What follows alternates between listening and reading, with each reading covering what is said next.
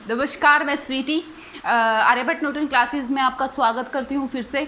और जैसा कि हमने प्रीवियस जो वीडियो में पढ़ा था, बेसिक पढ़ा था और एक्सरसाइज 1.1 करी थी 9th क्लास से, जो नंबर सिस्टम पर की थी, जहाँ हमने real number, number line, rationals, integers, natural numbers, whole numbers के बारे में पढ़ा।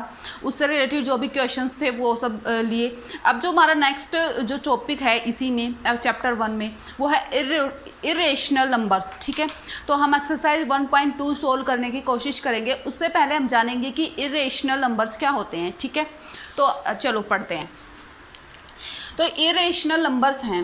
इरेशनल नंबर्स ना वो नंबर होते हैं जो नॉर्मली हम बोलते हैं कि वो नंबर्स हैं जो रेशनल ना हो। तो हमने कल हमने एक लाइन ड्रॉ की थी, जो रियल नंबर की लाइन थी, जो नंबर लाइन होती है उनको हम रियल नंबर लाइन भी बोल सकते हैं। उसमें हमने ड्रॉ किया था, ठीक है, 1 2 3, हमने ये मतलब प्लस इन्फिनिटी तक जाएगी इधर, और यहाँ -1 -2 -3 हमने ये सब लिया था। ये हमारी यहाँ जगह आएगी -इन्फिनिटी तक। हमें नहीं पता नेगेटिव में कहाँ तक जाएगी, और उधर हमें पॉजिटिव में भी नहीं पता कि कहाँ तक जाएगी। इसकी लिमिटलेस है, यानी कि इनफाइनाइटली जाएगी, इन्फिनिटी तक जाएगी। तो हमने क्या देखा था, हमने ये देखा था कि यहाँ नेचुरल नंबर में मिल गए थे, फिर होल नंबर्स भी मिल गए थे, जीरो को इन्वॉल्व किया, फिर नेगेटिव वालों को इन्वॉल्व किया तो हमें इंटीजर्स भी मिल गए थे। फिर हमने देखा p/q की फॉर्म में हमारे पास रेशनल नंबर्स भी थे। फिर एक टर्म रह गई थी जो थी कि इरेशनल। और जैसे ही हम रियल नंबर्स के बारे में पढ़ते हैं कि रियल नंबर्स क्या होते हैं, तो रियल नंबर में एक स्टेटमेंट में एक जगह को हाईलाइट किया गया है। वहाँ ये लिखा गया है कि रियल नंबर्स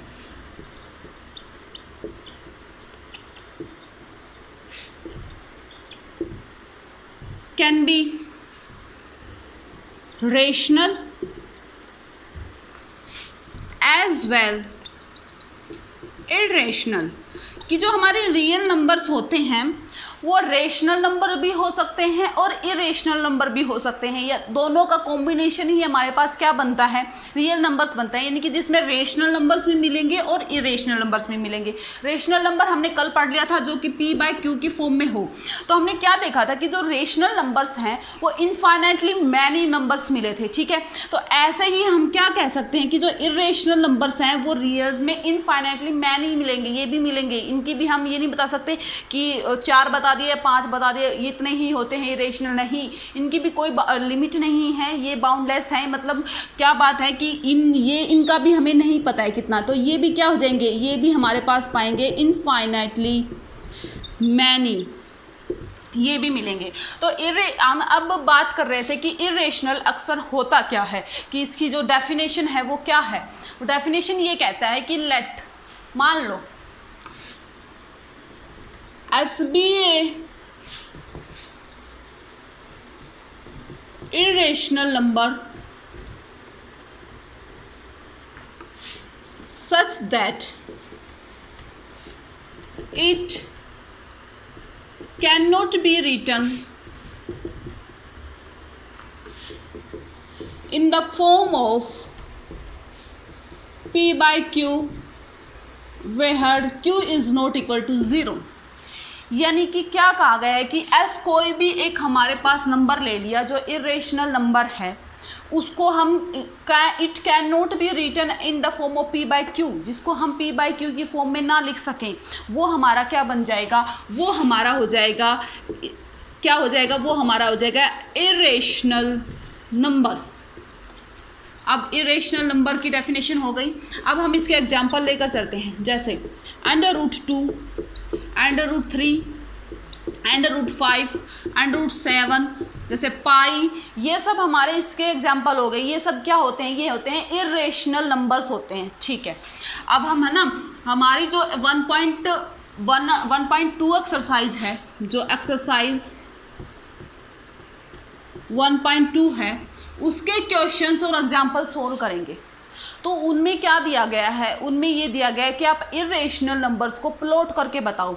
उनको रियल लाइन पर प्लॉट करके बताओ कि कैसे प्लॉट करते हैं। हमारा सिर्फ 1.2 एक्सरसाइज में सिर्फ यही है, इरेशनल नंबर्स को सिर्फ प्लॉट करवाया गया है हमसे, ठीक है।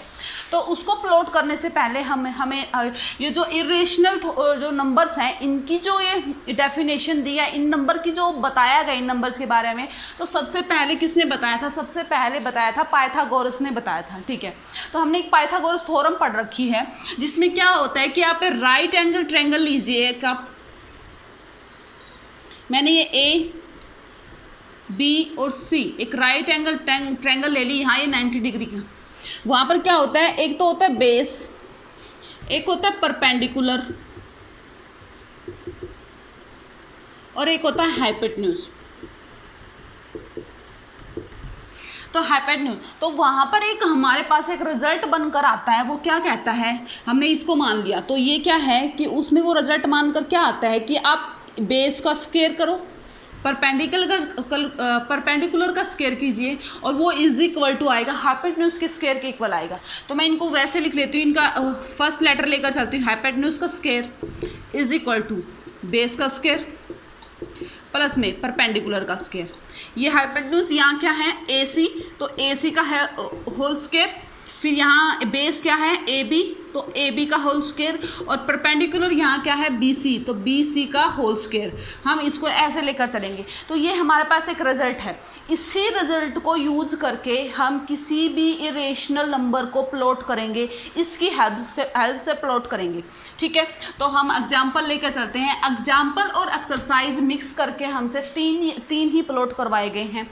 एक तो हमसे प्लॉट करवाया गया √2, एक प्लॉट करवाया गया √3 और एक प्लॉट करवाया गया 5 को।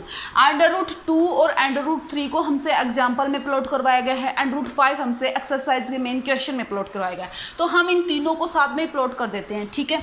तो हमें प्लॉट करने के लिए सबसे पहले हमने क्या देखा कि हम पाइथागोरस थ्योरम के थ्रू इनको प्लॉट करेंगे। तो सबसे पहले हम पाइथागोरस थ्योरम के हिसाब से हम राइट एंगल ट्रायंगल बना लेंगे।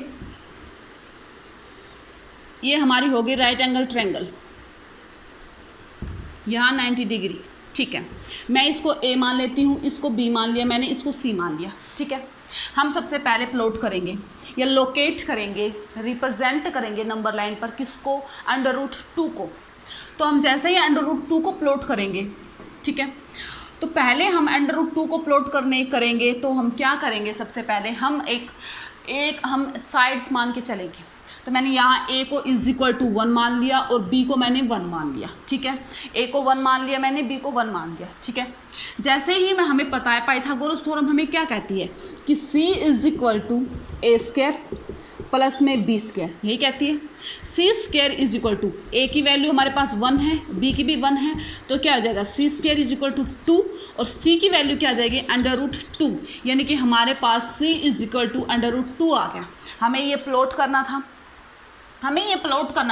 तो या तो आप इसी डायग्राम को उठा लो या आप यहाँ पर अगर अलग से सेपरेट बनाना चाहोगे तो आप क्या कर लोगे, इसको एक लाइन ड्रॉ की, वहाँ पर आपने 0 जहाँ a है उसको 0 मानकर सेंटर को, और एक आपने मान लिया इधर 0 है, फिर आपने मान लिया 1, फिर आपने मान लिया 2, आपने 3, ऐसे चलते जाएंगे। फिर हमें क्या पता है कि 1 हम लेके चले हैं 1 a को ही b को भी हम 1 लेके चले हैं, तो हम यहाँ पर ये वाली, यहाँ पर मैंने बड़ा बना के दिखाया, इसी को उठाकर डिटो हम यहाँ पर रखेंगे। तो हमने क्या बना दिया, इधर 1 तक लेके जाएंगे, 1 तक जैसे लेके गए तो यहाँ पर ये हो जाएगा, हो गया, ये हमारी एक राइट एंगल ट्रायंगल बन गई, ठीक है, बन गई, जिसमें यहाँ ये 1 है, यहाँ भी ये 1 है, और ये हमारी आई है √2, तो ये C पॉइंट था, यानी कि C हमारे पास आई है √2, ठीक है, आ गई। अब हमें क्या करना है, हमें √2 को प्लॉट करना है। तो हम क्या करेंगे, हमारे पास ये आई है AC आई है, ये √2 आई है, ठीक है। हम क्या लेंगे, प्रकार लेंगे। अभी मैं बोर्ड पर समझा रही हूँ, अगर मैं लेकर भी बताऊंगी तो वो इतना नहीं खुल पाएगा कि मैं इसके थ्रू बता सकूँ। आप नोटबुक में पेज पर करोगे तो वहाँ हम जितना खोलते हैं उतना खुल जाता है, एक लिमिट तक खुल जाता है, ठीक है। तो आप क्या करोगे, आप यहाँ पर उसको रखोगे और यहाँ तक आप इसको मेज़र कर लोगे कि कितनी है, यानी कि है तो √2। जैसे ही आपने इसको यहाँ पर मेज़र किया तो आप क्या करोगे, आप यहाँ पर एक चाप लगाओगे, ठीक है, इतना खोलने के बाद। तो जैसे ही आप यहाँ पर ऐसे करके चाप लगाओगे इधर, ये ऐसे कटेगी, ठीक है। कैसे? ये इधर से जैसे ही उसको खोला जाएगा ये इधर से इधर खुल जाएगी, ठीक है। यानी कि ये पॉइंट बन जाएगा। इस पॉइंट को मान लो मैंने P नाम दे दिया, ठीक है। तो ये जो ये C है ये उतना ही है, √2 है। तो मैंने इसका इधर जो ये चाप लगाई, ये इतना जो सर्किल बनेगा तो उसकी जो रेडियस है वो इधर भी ये √2 है तो इधर भी वही रहेगी। तो ये जो बन गया इधर तक, ये क्या बन गया? √2। तो ये जो √2 को प्लॉट किया गया है यहाँ इस P पर, यानी कि PC इज इक्वल टू √2, जो ये P पॉइंट है ये बन गया, ये हमें √2 को प्लॉट कर दिया, ठीक है। प्लॉट हो गया हमारा √2। अब हमारी बारी आती है, हमें प्लॉट करना है √3, हमें √3 प्लॉट करना है। तो √3 प्लॉट करना है जैसे ही, अब हम यहाँ पर क्या कर लेंगे? अब हम यहाँ पर क्या ले लेंगे? इसको हम √2 ले लेंगे, A को हम √2 ले लेंगे, क्योंकि √3 तक पहुँचने के लिए पहले √2 तो प्लॉट होगा, फिर ही तो हम 3 पर पहुँचेंगे। तो उसके लिए हमने A को 2 मान लिया और B को हमने वैसे ही फिर से 1 ही रखा। अब होगा C² इज इक्वल टू √2 का होल स्क्वायर प्लस 1 का होल स्क्वायर हो गया। C² is equal to 2 plus में 1, C² इज इक्वल टू 3 और C को इधर अंडर जाएगा तो ये √3 हो जाएगा, यानी कि √3 हो जाएगा, हो गया। अब क्या करना है हमें? या इस पॉइंट से इस पॉइंट से यानी कि C पॉइंट से हमें, क्योंकि B की वैल्यू 1 लेनी है तो हम B1 लेंगे, इधर हम B1 लेकर चलेंगे, B1 यूनिट लेकर चलेंगे, 1 यूनिट लेकर चले। जैसे ही 1 यूनिट लेकर चले तो हमें ये फिर से हमें क्या बनाना है? राइट एंगल ट्रायंगल बनाना है इधर से। तो ये तो 1 हो गया, ये √2 हो गया, तो ये √3 आ गई ना हमारे पास C वाली वैल्यू इसकी, क्योंकि हमने यहाँ पर करके देख लिया, ठीक है। जैसे ही आया फिर से हमें क्या करना है? अब हम इसको मान लो यहाँ पर पॉइंट है, हमने इसको G मान लिया, अपनी मर्जी से आप जो भी पॉइंट देना चाहो वो मान सकते हो। अब हम फिर से वही करेंगे, इसको ऐसे इतना प्रकार लेकर खोलेंगे, ठीक है। जैसे ही हम इसको खोलेंगे ये 90 डिग्री का कोण बनेगा इधर। फिर से हम क्या करेंगे? इस पे एक चाप लगाएंगे, वो चाप जैसे ही हम चाप लगाएंगे वो इधर, यानी कि ये पॉइंट बना वो G ले, तो यहाँ पर H ले लो। तो ये जो पॉइंट बना यहाँ से लेकर ये जो पॉइंट बना √3, तो यहाँ पर हमारा क्या प्लॉट हो गया? √3 प्लॉट हो गया, ठीक है। तो हम ऐसे करेंगे, तो हमें ये प्लॉट करना, ऐसे प्लॉट करने थे। अब हम ऐसे ही हम क्या कर लेंगे? √5 को प्लॉट कर लेंगे। मैं मानकर चलूँगी कि आप इसको प्लॉट कर पाओगे, क्योंकि हमें √4 को प्लॉट करना है, √4 + 1 करना है, फिर उसको एक डायरेक्शन लेनी है उसकी, और जैसे ही हम उसकी डायरेक्शन लेंगे तो हम उसको प्लॉट कर पाएंगे, ठीक है। तो मैं इसको मानकर चलती हूँ कि आप प्लॉट कर लोगे, ठीक है। इसमें और एक, इसमें जो एक्सरसाइज में जो फर्स्ट क्वेश्चन था वो और जो सेकंड क्वेश्चन है उसमें हमें येस और नो में आंसर देना है कि ये होंगे कि नहीं होंगे, येस, और अगर होंगे तो क्यों नहीं होंगे, तो क्या रीज़न है, और अगर नहीं होंगे तो क्या रीज़न है, ठीक है। एक बात और मैं बताना भूल गई थी कि जो इरेशनल नंबर्स होते हैं ना, जैसे मान लो 4 है, 4 का मैंने रूट किया तो 2 आया, ठीक है।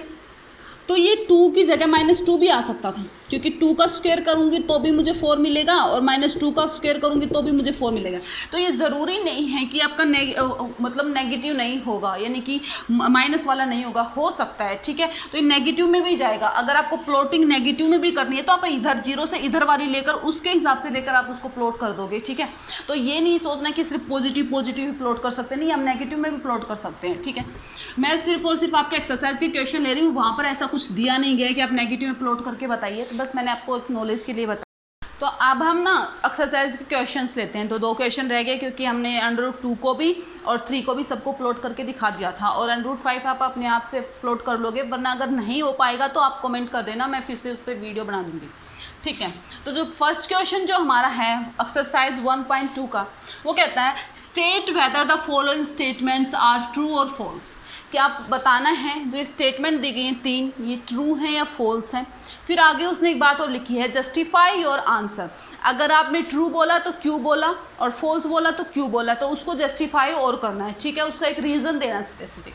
तो चलिए, फर्स्ट जो हमारा पॉइंट है वो कहता है every rational number is real number, कि हर एक रेशनल नंबर रियल नंबर होगा कि नहीं होगा। तो हम फर्स्ट क्वेश्चन के फर्स्ट पार्ट का सोल्यूशन कर रहे हैं। तो आप खुद सोचो एक बार, जो हमने रियल नंबर पढ़ा था, रियल नंबर में हमने क्या पढ़ा था? Real number, rational number, either भी रेशनल नंबर और इरेशनल नंबर, तो इरेशनल रियल नंबर में होंगे तभी तो वो रियल नंबर में नंबर कहलाएगा। तो इसका क्या होगा, every rational number is a real number, ये हो जाएगा ट्रू कि हाँ होंगे, क्योंकि जो रियल नंबर्स हैं वो रेशनल प्लस इरेशनल नंबर्स का कॉम्बिनेशन होता है, उनसे ही मिलकर बने होते हैं। ठीक है, तो ये इसका रीजन था। सेकंड जो हमारा है वो क्या कहता है, every point on the number line is of the form of √5 where m is a natural number, कि है ना हर एवरी पॉइंट, ये बात देखो एवरी पॉइंट मतलब कि हर एक पॉइंट, सम पॉइंट नहीं बोला, सम पॉइंट बोल देता तो अलग बात होती। यहाँ पर बोला गया है कि एवरी पॉइंट मतलब हर एक point on the number line पर, थ्रू आउट नंबर लाइन पर is of the form of under root m, यानी कि √m की फॉर्म में अगर कोई भी नंबर है, कोई नहीं हर एक नंबर, एवरी नंबर मेरा m is a natural number. Natural number की क्या विशेषता है, नेचुरल नंबर की विशेषता ये है कि ये पॉजिटिव राइट हैंड साइड में जाएंगे, 1 से स्टार्ट होंगे, यानी कि हर बार नेचुरल नंबर का जहाँ भी जिक्र आएगा इसका मतलब क्या हो जाएगा, ये पॉजिटिव होंगे। पर हमारे पॉजिटिव होंगे, पर जब नंबर जो लाइन हम ड्रॉ करते हैं उसमें ये नेगेटिव भी तो होते हैं। नंबर लाइन की बात हो रही है, ये नंबर लाइन की बात हो रही है, तो यहाँ पर नेगेटिव भी मिलते हैं हमें, ज़रूरी नहीं है कि हमें सिर्फ पॉजिटिव ही मिलेंगे। ठीक है, पॉजिटिव तो यहाँ नेचुरल नंबर तो यहाँ से स्टार्ट होते हैं, ये भी तो इस पर प्लॉट किए जाते हैं, तो यहाँ इसका आंसर क्या आ जाएगा, फॉल्स। नहीं, ये ट्रू नहीं है। क्यों नहीं है, क्योंकि इसमें पॉजिटिव भी मिलते हैं, सॉरी नेगेटिव भी मिलते हैं, पॉजिटिव भी मिलते हैं। नेचुरल सिर्फ पॉजिटिव होते हैं, नेगेटिव को भी हम प्लॉट कर सकते हैं। ठीक है, तो इसका मतलब ये क्या है, फॉल्स, ये स्टेटमेंट फॉल्स है। एवरी नहीं हो सकता, सम आता ना तो हाँ हम बोल सकते थे सम, हाँ कुछ तो होते हैं भाई। ठीक है, अगला जो हमारा थर्ड पॉइंट था, थर्ड पॉइंट हमें क्या कहता है, every real number is an rational irrational number, कि हर एवरी रियल नंबर, एवरी मतलब हर एक real number is an irrational number, कि इरेशनल नंबर होगा तो नहीं हो सकता, ये तो कभी भी नहीं हो सकता। क्यों, क्योंकि रियल नंबर जो है वो रेशनल और इरेशनल से मिलकर बनता है, हर एक नंबर से मिलकर बनता है, तो हम नहीं कह सकते। तो ये भी क्या होगा, फॉल्स। तो ये तो हमारे फर्स्ट क्वेश्चन के जो थर्ड पार्ट थे उनका जो आंसर था वो ये था, और उनका रीजन मैंने आपको बता दिया। अब हम आते हैं सेकंड क्वेश्चन पर। सेकंड क्वेश्चन के सॉल्यूशन पे आते हैं। पहले हम सेकंड क्वेश्चन को रीड आउट करेंगे, ये कहना क्या चाहता है, हमसे पूछना क्या चाहता है। तो कहता है second question, are the square roots of all positive integers irrational, कि आर द स्क्वायर रूट्स मतलब स्क्वायर रूट जब भी हम निकालेंगे of all the positive integers, हर एक पॉजिटिव इंटीजर का, इंटीजर्स इरेशनल, क्या वो इरेशनल होंगे। फिर पूछता है, फिर कहता है इफ़ नोट, इसने आंसर क्वेश्चन में आंसर दे दिया, इफ़ नोट अगर नहीं, इनकेस नहीं होता है तो give a example of the square of A number that is rational number, कि ऐसे एक एग्जाम्पल उठाकर बताइए, वो रेशनल नंबर का उठाइए जिसमें ये बात सेटिस्फाई नहीं होती है, जो क्वेश्चन पूछा गया है उसका आंसर नो आ रहा है, तो एक एग्जाम्पल भी देकर बताइए। तो सबसे पहले तो यही है कि are the square roots of all positive integers irrational, तो नो, नहीं होगा, नो। क्यों नहीं होगा, square root of all positive integer कैसे। फिर इसने पूछा हमसे एग्जाम्पल दो, तो हम एग्जाम्पल लेकर चलते हैं। हम एग्जाम्पल लेंगे, यहाँ हमने 4 का एग्जाम्पल लिया, मैंने जैसे ही 4 का एग्जाम्पल लिया, इसका मैंने अंडर रूट किया तो यह आया 2, तो इस अंडर रूट 2 आया, तो इसका 4 का जो अंडर रूट है वो -2 भी हो सकता है, यानी कि प्लस और माइनस दोनों आ गए। तो पॉजिटिव ज़रूरी नहीं है कि सिर्फ पॉजिटिव ही आएगा, और वैसे ले, और अगर हम वैसे लें तो ये 2 क्या है, 2 हमारे पास क्या है, रेशनल नंबर है। रेशनल नंबर क्या होता है, P/Q की फॉर्म में होता है, और मैथ्स में हम क्या करते हैं, जो भी हमें नंबर दिया गया है उसके नीचे अंडरस्टूड होता है 1 है, और यहाँ 1 है तो Q की वैल्यू 1 है, तो Q is not equal to 0, तो 2 हमारे पास क्या है, रेशनल नंबर। तो रेशनल भी हो गया, इसका इरेशनल भी बता दिया, इसका वो भी दे दिया कि इरेशनल होगा कि नहीं हो सकता, इरेशनल नहीं होगा। क्यों, क्योंकि 2 हमारे पास रेशनल नंबर है, तो इस वजह से हमारा इसका आंसर क्या आएगा, नो। ठीक है, तो हमारा ये था फर्स्ट एक्सरसाइज 1.1 हमने सोल्व कर ली, एक्सरसाइज 1.2 सोल्व कर ली। फर्दर अगली वीडियो में हम उससे अगली एक्सरसाइज सोल्व करेंगे, तो आप बने रहिए इस सीरीज़ में। और थैंक यू सो मच, और प्लीज़ इस वीडियो को शेयर कीजिए जितना हो सकता है। ठीक है।